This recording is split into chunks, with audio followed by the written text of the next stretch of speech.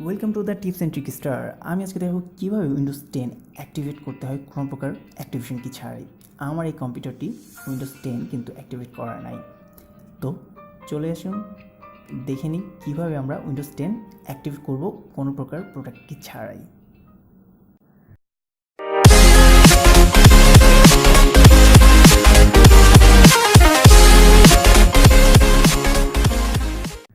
প্রথমে আমাদের যেটি করতে হবে, আমি ডেসক্রিপশন বক্সে একটি লিঙ্ক দিয়েছি, সেই লিঙ্কটি কপি করতে হবে।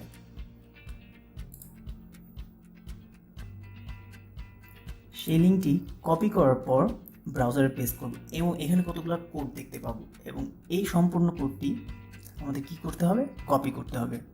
আমরা কপি করে আরেকটা নোটপ্যাডে এটাকে পেস্ট করব।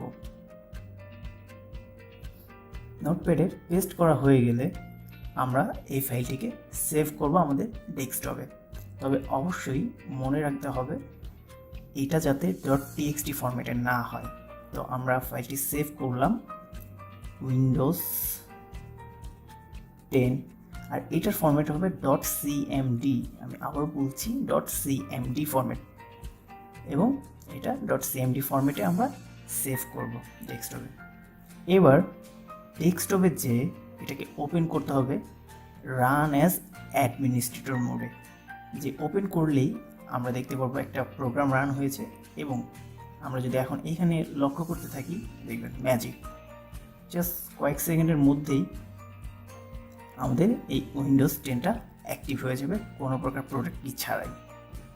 আমাদের এই উইন্ডোজ 10টা অ্যাক্টিভেট হয়ে গেছে। এখন যদি আমি আবার মাই পিসি থেকে প্রপার্টিসে যাই, সেখানে গেলে দেখা যাবে যে আমার উইন্ডোজ 10টি অ্যাক্টিভেট। সো ভিডিও ভালো লাগলে আমাদের সাবস্ক্রাইব করুন এবং খারাপ লাগলে ডিসলাইক করুন। ধন্যবাদ।